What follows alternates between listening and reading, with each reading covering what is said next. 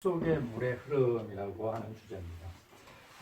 속의 물의 흐름을 좀 간략하게 표현한다고 우리가 침투 이렇게 얘기하고요. 영어로 CPG 이렇게 얘기합니다. 그래서 흙 속에서 물이 흘러가는 경우죠. 그래서 이거를 두 가지로 우리가 나눠서 한번 생각을 해봤었는데, 하나는 뭐냐면 흙 입자 사이에 지금 물이 흘러가는데, 입자 사이에 이 모양, 전체적인 흙의 구조, 그러니까 간극의 변화 없이 이 사이를 물이 흘러가는 경우, 이거를 지금 우리가 침투하고 얘기를 하고요. 만약에 이거를 부피를 변화시킵니다. 쥐어짜는 거죠. 그래서 부피를 쥐어짜지면 물이 삐질삐질삐질 나오겠죠. 이런 것들은 우리가 안밀이라고 얘기한다 하고, 좀 다른 거다 하고 얘기를 했고요. 지금 이런 안밀 특성은 바로 지금 이제 3주차부터 여러분들 2학기 내용에 바로 시작될 부분입니다. 그래서 오늘은 지금 흙 속에 물이 흘러가는 이 침투 부분을 지금 얘기를 하고자 합니다.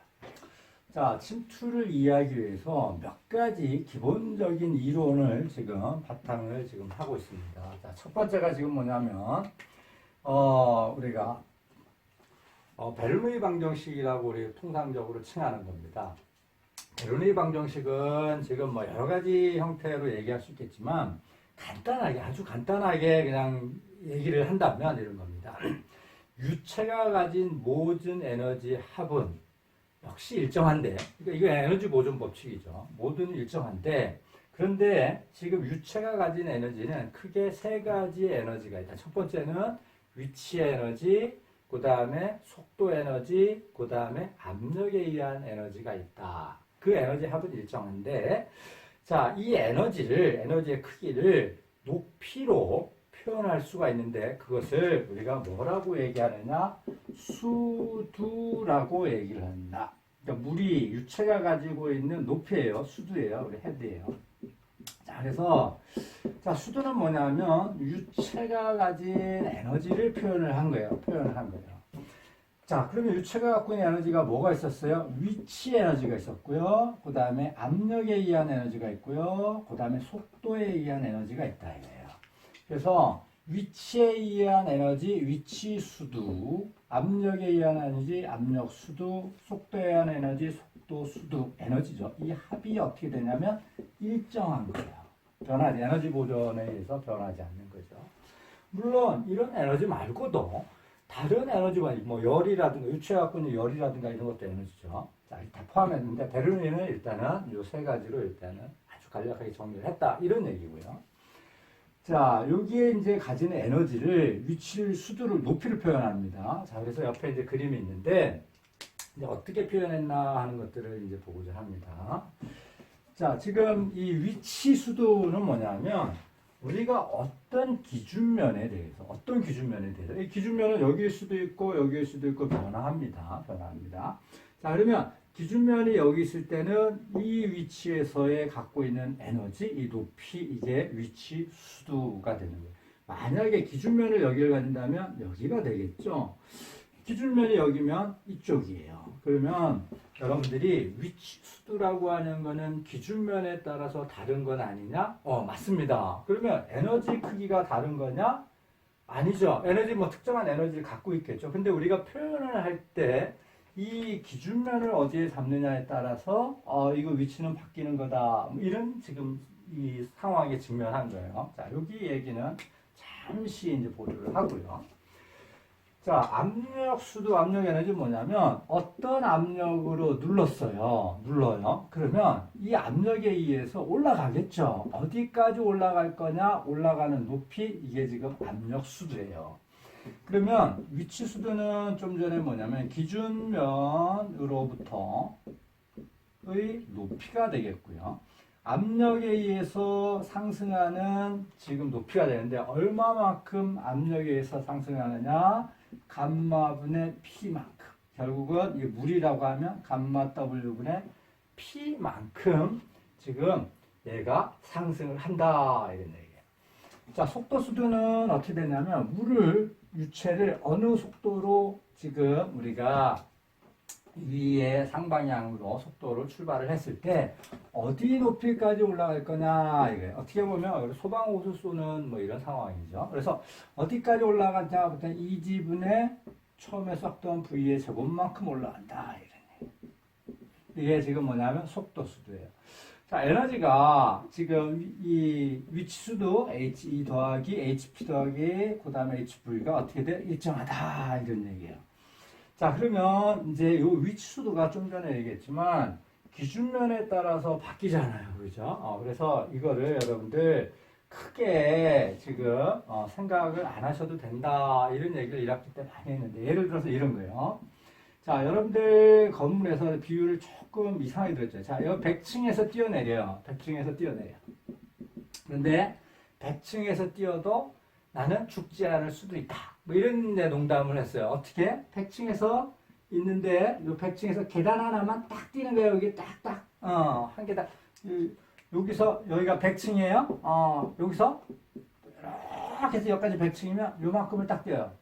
여기가 99.9층이에요. 여기 100층이고 이 사람 죽습니까? 안 죽습니까? 안 죽죠. 여러분들 얘기하면 뭐 나는 100층에서 충분히 뛸 수 있어요. 낙하산도 없이. 근데 어디로 뛰느냐? 이게 중요한 거예요. 지금 이 베르누이 방정식에서 침투에서 중요한 건 뭐냐면 얼마에서 얼마로 뛰냐 요 에너지 차이가 중요한 겁니다. 결국은 델타 헤드가 지금 중요한 거예요. 그러면 무슨 얘기냐면 여러분들 여기 있는 0층에서 뛰어도요. 저 밑에 지하 10층으로 뛴다면 어떻게 돼요? 이거는 상당히 위험한 상황이 가죠. 왜냐하면 차이가 크니까. 자, 그래서 위치 수두의 기준면을 어디로 잡느냐 하는 거는 중요하지 않아요. 그러니까 여기가 100층이나 하는 게 자체가 중요한 게 아니라 100층에서 얼마로 뛰었냐가 중요한 거예요. 그러니까 100에서 99.9나 여기서 지금 어떻게 돼요? 90층에서 89.9 뛴 거나 지금 마찬가지 상황이다. 기준면을 여기에 있던 기준면을 어디 잡아도 어차피 이 전체 시스템에서 동일한 기준면을 잡아서 우리가 얘기를 한다면 기준면에 대한 이런 부분은 여러분들 계산적으로 문제가 되지 않는다 하는 이런 얘기를 했습니다. 자, 그 다음에 이제 베르누이 방정식을 얘기를 하면서 토질역학의 특수성을 하나를 얘기를 했습니다. 뭘 얘기했냐면 이런 세 개의 에너지, 세 개의 수도 중에 지금 흙 속에 물이 흘러가는 결국 침투죠. 침투에 의한 이 속도 수도는 거의 없다. 왜? 여러분들 흙 속에 물이 흘러가는 속도는 빠르면 지렁이 뛰어가는 정도 속도입니다. 근데 지렁이가 얼마만큼 뛰어갈지 모르는데 어쨌든 지렁이 뛰어가는 정도예요. 빨라야.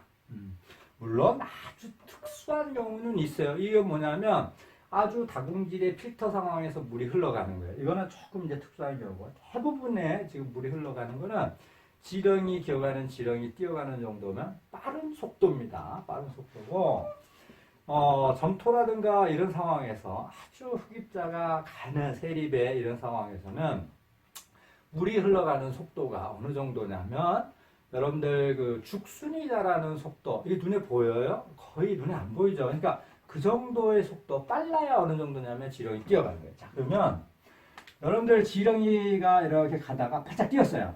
얼마만큼 뛰겠습니까? 지렁이 뛰기의 세계 신기록 1cm라고 쳐요. 예를 들어서. 자, 그런데 여러분들 위치수도 이게 어떤 위치에서 여기는 보통 수메다 단위예요, 지금. 자, 압력수도 예를 들어서 압력수도가 지금 1kg/cm 제곱의 압력을 가진다면 여기에 걸리는 압력수도는 10m의 압력수도를 갖게 돼요. 1기압에 지금 갖게 되는 이게 물일 때요. 그러면 지금 1기압 이게 뭐 작은 압력은 아니에요. 100kPa라는 게. 그런데 뭐 우리가 통상적으로 이게 아주 허황된 압력 범위도 아니란 말이에요. 그래서 이것도 역시 수메다에 달해요. 이거는 어떻게 돼요? 끼케라 1cm, 2cm 이게 세계 신기록이에요. 그러면 이놈을 상대적으로 이 크기는 우리가 충분히 무시할 수 있겠구나 이런 얘기예요.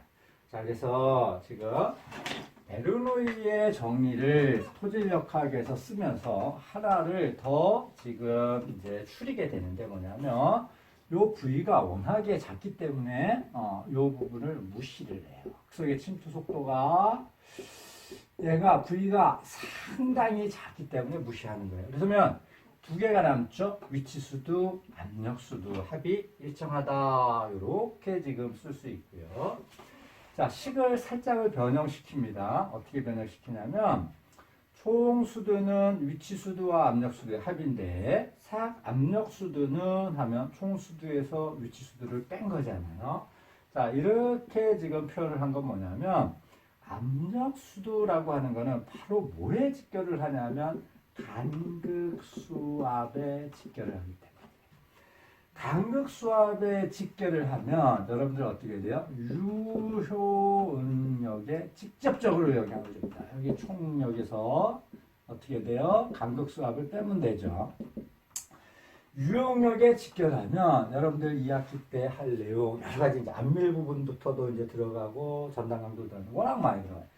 자, 이 지금 유효응력에 따라서 뭔가 이제 뭐 영향을 워낙에 이제 다양하게 이제 미친다 이런 얘기. 그래서 지금 압력 수두를 결정한다 하는 거는 바로 무엇을 결정한다 하는 얘기냐면 간극 수압을 결정한다 이런 얘기입니다. 굉장히 중요한 얘기다 이런 얘기. 자, 그래서 지금 첫 번째 침투를 하면서 이론적인 바탕으로 뭘 했냐면 베르누이 방정식을 했고요.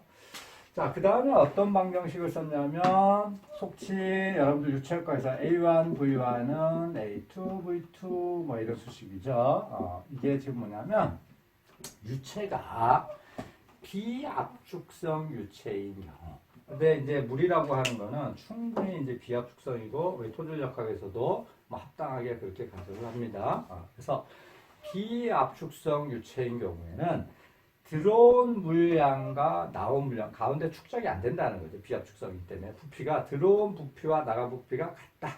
유입량과 유출량이 같다. 이런 가정이 아니죠. 이렇게 볼 수 있고 그래서 이게 연속적이다 이런 얘기예요. 그래서 지금 우리 단위 시간당 침투량은 AV고 이게 어떻게 A1, V1이다 이런 얘기를 하고 있는 겁니다. 자, 그래서 지금 우리가 전체 유출량은 단위 시간당 유출량에다가 유출 시간을 곱해버리면 되고요. 자, 보면 어떻게 돼요? AV니까 침투하는 단면적에다가 침투 속도에다 델타 T 하면 유출량이 구해진다. 뭐 이런 수식까지를 확장할 수 있겠습니다. 그래서 지금 이건 너무나 당연한 어떤 수식처럼 보이지만 이런 것들을 우리가 연속 방정식이라고 이제 우리 칭합니다. 그래서 이건 사실은 이거 갖고 고민하는 학생들은 거의 없는 것 같아요. 당연시 그냥 이게 아닌 게 더 이상한 뭐 이런 거예요. 자, 그 다음에 이제 하나의 이제 지배방정식보다는 물리적인 현상에 대한 방정식이다. 다스의 법칙이에요. 다스의 법칙이에요.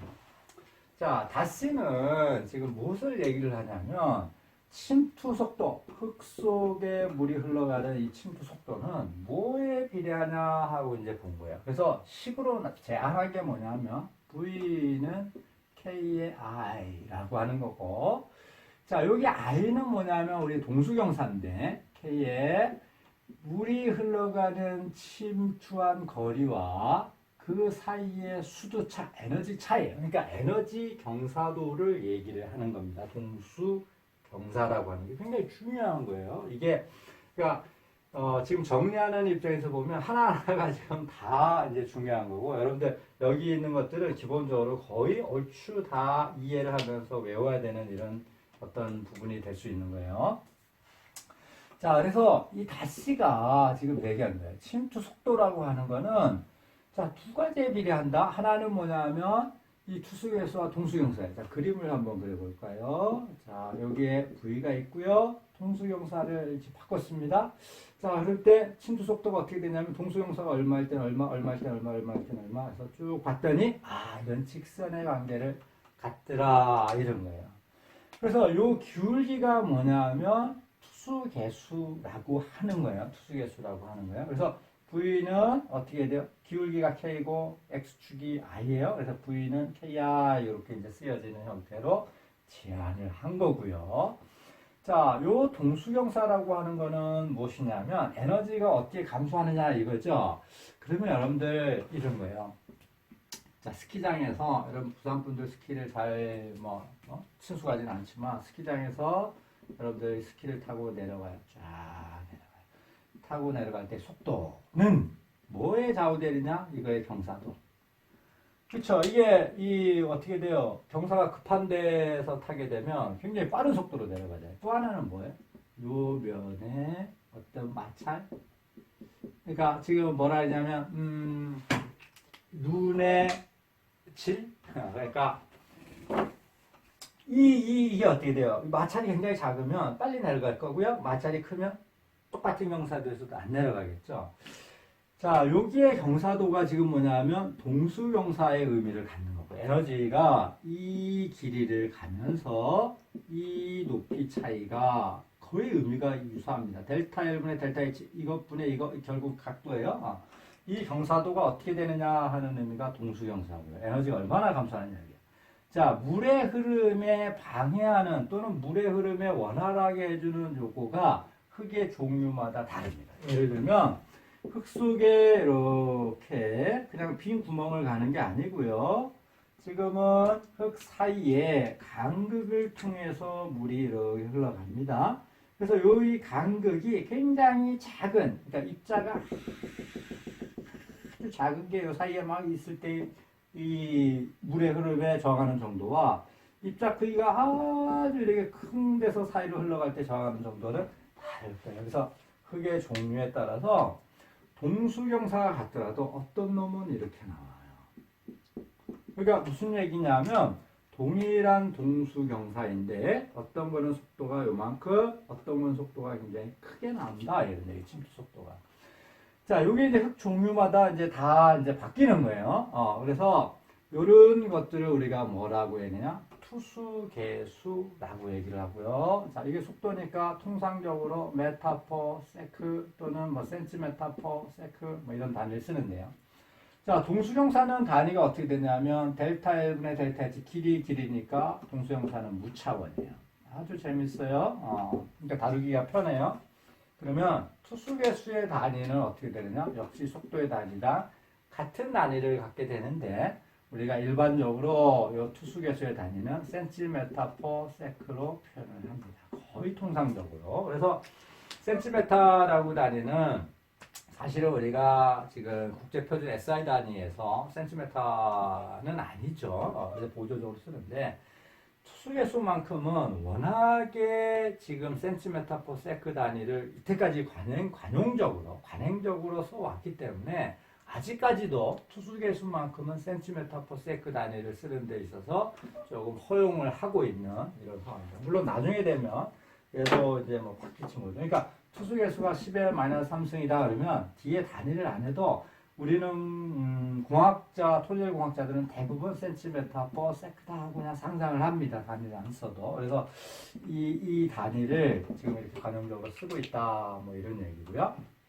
자, 그러면 여기에 투수계수가 결국 뭐냐면 물이 흘러가는데 어떤 잘 흐르느냐 못 흐르느냐 하는 정도인데 그게 뭐에 관계되냐면 지금 투수계수에 여기는 그냥 계수고요. 뭐에 영향을 받느냐면 자, 입자 크기. 그 다음에 여기는 뭐냐면 어떤 흘러가는 유체의 특성이에요. 여기는 지금 뭐냐면 간극비예요. 무슨 얘기냐면 입자 크기가 커지면 얘가 커지면 제곱계수 투수계수도 커진다 이런 얘기죠. 그죠? 간극비가 커지면 이런 관계에 의해서 커진다 이런 얘기예요. 자, 입자 크기 중에도 투수계수의 영향을 입자 크기를 투수계수에 집중적으로 영향을 주는 것은 D10입니다. 그러니까 누적 통과량 10%에 해당하는 입경. 이게 지금 주로 영향을 많이 준다고 우리가 알려져 있습니다. 그래서 얘를 우리가 유효경 이렇게 부르기도 하고요. 자, 간극비에 따라서는 어떻게 되느냐? 간극비는 결국은 뭘 표현한 거냐면 느슨하냐 조밀하냐 하는 거고요. 간극비가 커졌다 이런 얘기는 느슨해졌다 이게. 흙이 느슨해지면 투수계수가 크다. 물이 침투 속도가 빠르다. 흙이 조밀해지면 침투 속도가 느리다. 이런 얘기를 하고 있는 거고요. 그게 간극비에 따라서 1 더하기 2의 3승 이런 관계인데 대략적으로 1 더하기 2의 3승이니까 대략적으로는 2의 제곱에 비례한다. 이렇게 쓸 수 있는 겁니다. 자, 그 다음에 이제 이 투수계수를 어떻게 결정할 건가 하는 실험 방법에 대해서 몇 가지 얘기를 여러분들하고 진행을 했었습니다.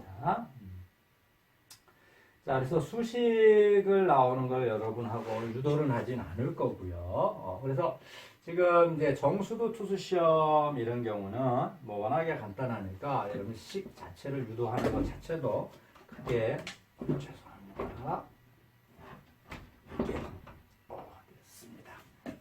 크게 문제가 있지는 않을 것 같아요. 자, 정수투 시험은 수두 차이를 일정하게 두고 실험하는 거예요. 그러니까 물이 흘러나오는 곳과 물이 들어가는 곳에 수두 차이가 항상 똑같이 만들어요. 수두 차이를 일정하게 만드는 수두 시험이고요. 자, 그래서 여기에 투수 개수가 동수경사를 일정하게 유지한 상태에서 지금 뭐냐면 침투 유량을 우리가 측정을 해서 결국은 침투 속도를 측정하는 꼴이 되는 거고요. 그래서 여기에 일정한 동수경사 상황에서 침투 속도가 어떻게 되느냐를 평가를 하는 것 통해서 투수 개수를 다음처럼 결정을 합니다. 그리고 식은 생략을 하고요. 자, 그 다음에 이제 변수도 투수 시험은 다음처럼 수두가 변하는 실험이다 했고요. 변수 투수 시험에서 투수 개수 결정은 다음처럼 된다. 그래서 여러분들 이 식을 외우냐 안 외우냐 하는 걸 떠나서 K는 A, T, AL, LN 있잖아요. 그래서 여기서 지금 A는 뭐냐? 이 식을 외우는데 이게 뭐냐? 이걸 아는 게 중요하잖아요. 그래서 이거 식을 외우셨으면 나중에 문제를 푸는 게 굉장히 중요한 이런 부분이고, 여러분들 수학에 대해서 굉장히 조금, 이게 너무 겁먹고 계신데, 자, 여기는 계산기에 보시면 로그가 두 개가 있어요. 하나는 내추럴 로그 ln이 있고요. 하나는 우리가 상용 로그, 그냥 로그 있어요. 로그 10을 하는. 그래서 여기는 내추럴 로그를 쓰는 겁니다. 이게 만약 로그 하면 앞에 2.3하고 숫자가 이제 붙는 거예요. 요거는 약간 조심해라. 여기 계산기 찍으실 때 ln이다 하는 거 1학기 때 한번 얘기를 했었습니다. 자, 그러면 이 정수도 시험하고 변수도 시험의 차이는 뭐냐 하는 것도 얘기했죠. 자, 정수도 시험은 실험하는데 굉장히 실험이 단순하고 쉬워요. 그에 반해서 물이 흘러나오는 양이 적정 수준만큼 있어야 얘가 실험하기가 수월해요. 너무 물이 양이 작으면 증발해버린 양이 오히려 마트에서 실험 측정 오차가 커지기 때문에 이 정수도 시험은 어디 쓰느냐? 주로 조립토에 많이 씁니다. 투수 개수가 좀 큰 자갈모래 쪽에 이제 많이 쓰는 거고요. 변수 투수 시험은 어떻게 되느냐? 얘는 거꾸로 지금 이 물의 침투량이 많아버리면 실험적으로 이제 결정하기가 더 어려워지는 부분이에요. 그래서 이 지금 변수 투수 시험은 이런 형태죠. 투수 시험은 투수 개수가 작은 세립토에 많이 쓴다 하고 얘기를 했고, 최근에는 이런 정수도 실험을 하는데 정수 실험의 문제가 투수 개수가 작을 때 문제면 침투량이 너무 작은 거예요. 그래서 여기에 자연적인 요 수두가 아니라 요 위에 부분에 압력을 걸어서 압력 수두를 조절을 해서 수두 차이를 강하게 주는 이 가압식 정수도 시험도 상당히 많이 이제 쓰기 시작한다. 이런 얘기도 아마 이렇게 됐을 거고요. 여기에 벽의 형태에 따라서 이게 강성벽이냐, 이런 연성벽이냐, 뭐 이런 따라서 실험 종류가 세부적으로 나뉘어진다. 이런 얘기도 여러분들하고 했었습니다. 자, 이 투수계수를 이제 결정을 하는데, 이제 등가의 투수계수를 결정할 필요성이 생깁니다. 이제 이런 경우에, 자, 집안이 있는데, 흙이라고 하는 거는 기본적으로 어떻게 있어요? 다층 구조를 갖고 있습니다. 위에 뭐 매립층이 있고요. 여기에 뭐랄까요? 모래층이 있고, 여기에 뭐 하여튼 무슨 층, 뭐 풍화토가 있고, 뭐 여러 가지 지층 구조를 갖고 있어요. 자, 그러면 여기에 이제 물이 흘러갈 때 문제예요. 층이 매질이 하나가 아니라 여러 개 있는데, 이거를 이렇게 흘러갈 때와 이렇게 흘러갈 때 지금 해석을 하고 싶은데 이거를 등가의 어떤 투수계수를 잡아내고 싶은 거예요. 등가의 투수계수를. 자, 그래서 지금 여기 수식처럼 이렇게 이제 정리가 됐습니다. 이렇게 볼까요? 자, 지금 흐름 방향에 대해서 흐름 방향입니다. 여러분들 뭐랄까 그러니까 지금 이 상황에서 이렇게 흘러가는 거는 지금 뭐냐면 이 층에 대해서 어떻게 흘러가요? 수직 방향으로 흘러가는 거예요. 수직 방향으로. 자, 옆에 보면 등가수가 수직 방향의 등가투수계수, 수평 방향의 등가투수계수 이렇게 있잖아요. 그런데 이 물의 흐름이라고 하는 거는 지금 수평 수직이라고 하는 얘기는 지금 이 흐름면과 지금 이질의 경계면이 수평이냐 수직이냐를 얘기한다. 그래서 헷갈리시지 마셔라. 예를 들어서 지금 상황에서요. 똑같은 상황인데 층이요. 이렇게 있어요. K1, K2, K3가 있어요. 얘는 이렇게 있고요. 얘는 지금 이렇게 있잖아요. 그러면 물이 흘러갈 때 이렇게 등가적으로 흘러가는 거와 이렇게 흘러가는 거는 다르겠죠. 등가 투수가 다른 거죠. 이게 둘 다 이렇게 흐르죠. 이렇게인데 그럼 둘 다 수평이냐? 이게 아니다는 얘기예요. 이거는 뭐냐면 이 층에 대해서 수평으로 흘러가는 거예요. 자, 얘는 어떻게 돼요? 이 층에 대해서 직각으로 흘러가는 거예요. 그죠? 그래서 등가 투수계수를 결정을 할 때 지금 어떤 수식을 쓸지 구별하는데 조금 헷갈림이 없으셔라 하는 얘기고요. 자, 여기에 이제 기본적인 이제 유도가 되는 가정이 있었죠. 그래서 지금은 어떻게 돼요? 각 층을 흘러가는 유량은 기본적으로 같고요. 여기서 수두차, 첫 번째 수두 손실, 두 번째 수두 손실, 세 번째 수두 손실, 다 수두 손실 합한 거는 전체 수두 손실과 같다. 뭐 이런 조건으로부터 등가 투수에서 결정을 했고, 지금 이런 경우는 어떻게 됐어요? 첫 번째, 두 번째, 세 번째 수두 손실과 전체 수두 손실이 같다. 이런 거고, 첫 번째 유량, 두 번째 유량, 세 번째 유량 합한 게 전체 유량하고 같다. 뭐 이런 조건을 가지고 여러분들 등가 투수계수 이런 것들이 유도가 됐었고요. 여러분들 식 자체는 이렇지만 역시 이 수식을 외우는데 급급하지 마시고 이거를 적용하는데 여러분들이 혼란이 없도록 준비를 좀 해주셨으면 좋겠습니다. 자, 그 다음은 이제 등가투수계수를 따지는데 지금 비등방인 거예요. 방향별로 투수계수가 달라요. 이쪽 방향 투수계수, 이쪽 방향 투수계수가 이제 다른 이런 경우입니다. 그래서 흙에 따라서 이런 비등방성을 가질 수도 있고, 뭐 아닐 수도 있고, 뭐 이렇죠. 그래서 만약에 통상적인 점토라고 한다면 수직 방향보다는 수평 방향의 투수계수가 일반적으로 큽니다. 이게 일반적인 얘기예요. 뭐 꼭 그렇다는 얘기는 아니고요. 자, 그래서 지금 서로 방향별로 다른 투수계수를 동일한 투수계수로 바꾸는데, 그래서 동일한 투수계수는 다음처럼 어떻게 바꾸느냐? KV와 KH 수직 방향, 수평 방향의 투수계수를 곱한 다음에 루트를 씌웠어요. 그래서 등가 투수를 구했는데, 자, 여기서 하나가 더 있어요. 이 지금 해석 단면을 옆으로 물론 얘가 따라서요. 늘릴 수도 있고 줄일 수도 있습니다. 자, 얘를 찍 늘릴 수도 있고 얘를 쭉 줄일 수도 있어요. 여기에 스케일만큼, 루트 KH분의 KV만큼 얘가 1보다 크면 찍 늘리는 거고요. 얘가 작으면 줄어드는 형태가 되겠죠. 그래서 지금 기하적인 모양은 다음처럼 변형시킨다. XT 트랜스폼 하는 겁니다. 그래서 얘를 변형을 시켜서 등가 투수계수를 결정해서 우리가 침투 해석을 하면 된다. 이런 얘기. 자, 여러분들 유선망에 대해서는 상당히 장시간 동안 여러분들하고 1학기 때 얘기를 했던 것 같고요. 문제도 많이 풀어봤던 것 같습니다. 그래서 유선망은 지금 이론적인 뭐 이런보다는 문제를 풀고 그리고 유선망의 특징들을 지금 문제를 통해서 학습하는 게 굉장히 중요한 것 같아요. 그래서 지금 이따가 문제를 풀면서 다시 한번 좀 자세하게 설명을 해볼까 합니다. 자, 기본적인 내용은 그렇습니다. 유선망이라고 하는 거는 유선과 등수두선. 이거 여러분들 시험 문제 냈더니 자꾸 동수두선 쓰는데 이게 동 아닙니다. 등수두선. 같은 거예요. EQ 포텐셜 같이 있는 등수선과 유선과 등수선으로 지금 망을 형성해 놓은 거예요. 그래서 이걸 우리가 유선망이라고 얘기를 하고, 자, 유선은 물이 흐르는 침투한 선, 유선. 그 다음에 총 수두가, 에너지가 같은 위치를 연결한 선을 우리가 등수두선하고 합니다. 기본적인 특징은 일단은 여러분들 정리 있는데 생략하고 오시면 합니다. 자, 유선망으로부터 여러 가지 것들을 결정을 해요. 그래서 이게 침투 유량도 결정하고 어떤 특정 지점에서 압력수도, 위치수도, 총수도, 동수경사, 뭐 여러 가지 것들을 이제 얘기를 합니다. 이것도 역시 문제를 풀면서 살펴보도록 하겠습니다.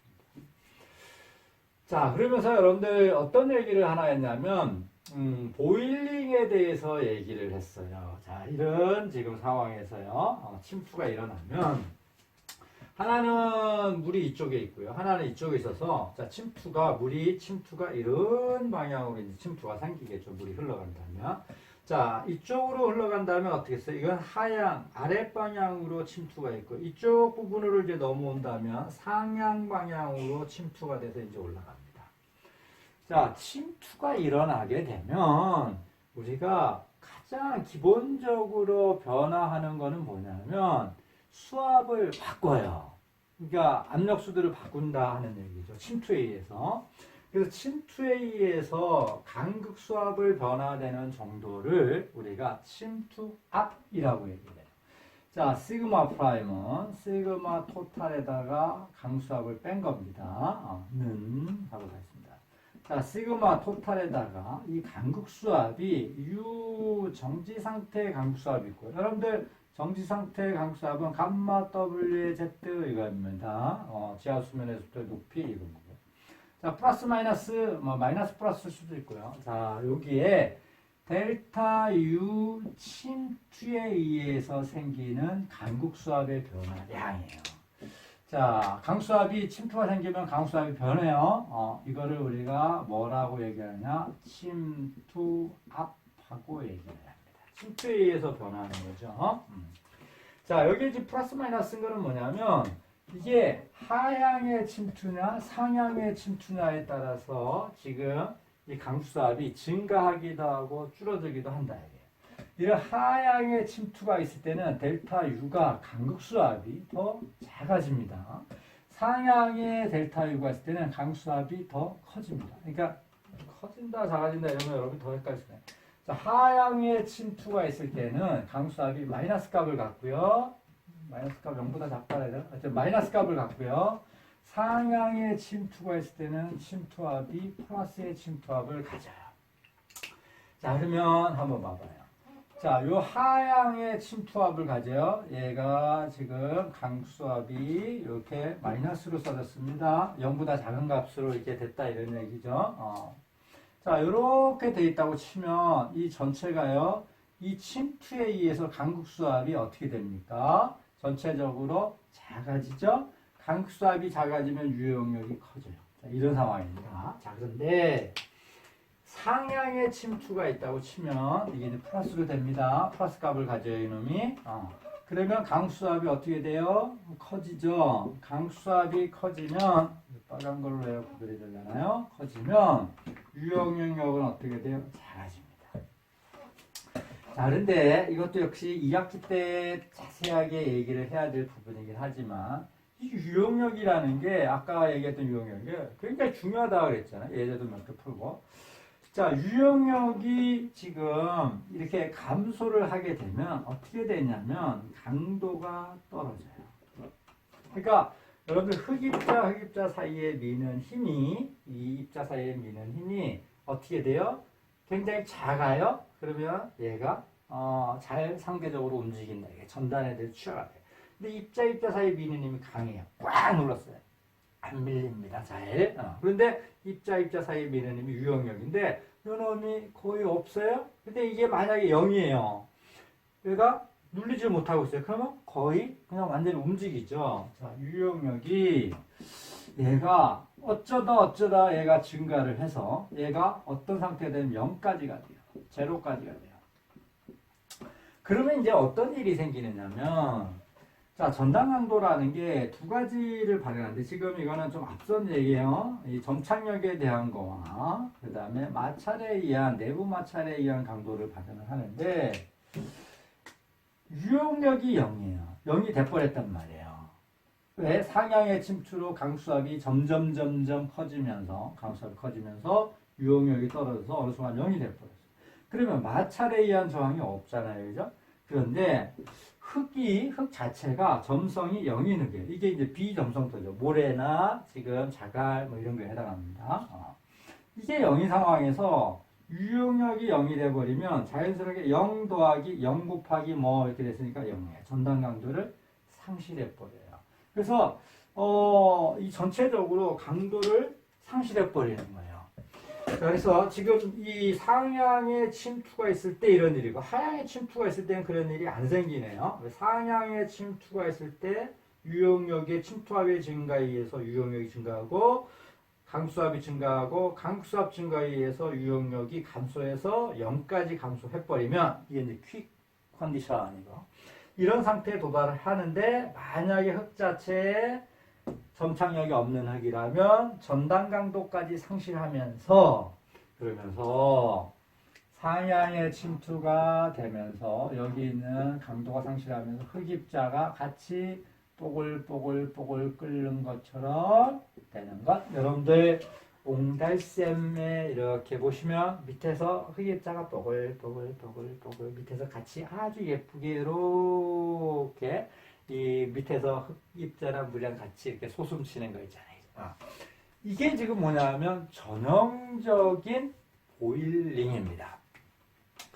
이렇게 생각하면 공학하는 사람들이 조금 감성적으로 좀 메마를 수 있어서 그래 안타까운 것 같아요. 여러분들 아주 예쁜 옹당샘을 이렇게 딱 보는데 밑에 뽀글뽀글 예쁘다 이런 게 아니고 이놈이 상향의 침투에 의해서 침투압이 증가하고 침투압이 증가하다 보니까 어떻게 돼? 유용력이 떨어지고 유용력이 떨어져서 거의 0이 된 상가에서 모래알갱이가 점성이 없으니까 완전히 강도를 상실해서 물에 둥둥둥둥둥둥둥 이게 떠오는구나.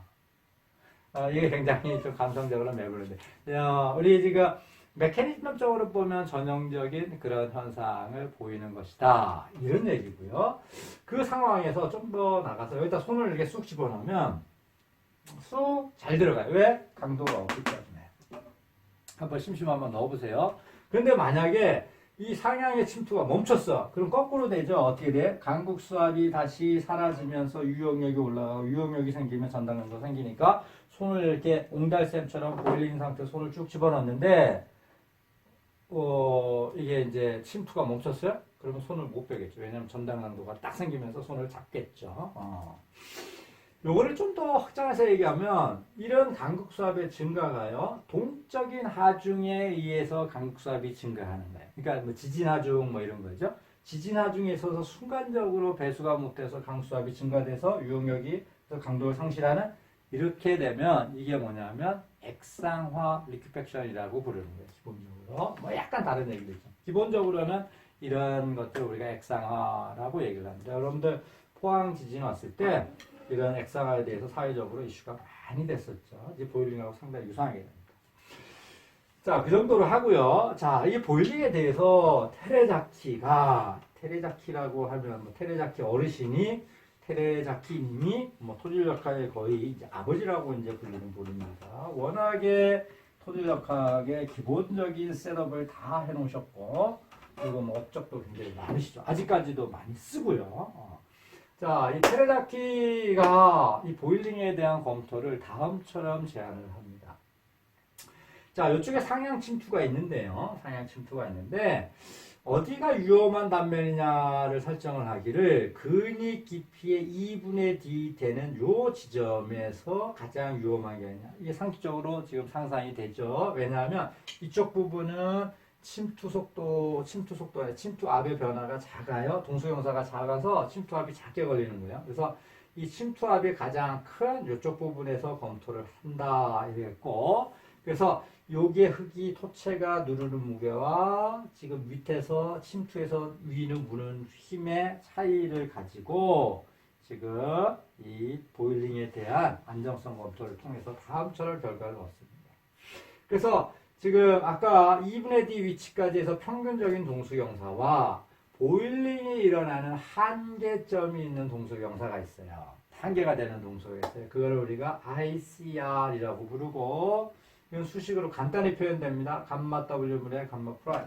이게 조금 이게 좀 감마 프라임이에요. 감마 W분의 감마 프라임이고 그게 삼상관계 지수라면 1 더하기 2분의 GS-1 이렇게 쓸 수 있고요. 이게 1의 한계 동수경사보다 평균 동수경사가 더 크다면 안전율이 1보다 작으니까 위험하게 가는 거고, 지금 평균 동성에서 작아서 환경표로 작아서 1보다 크다면 안전율이 1보다 큰 이런 상황입니다.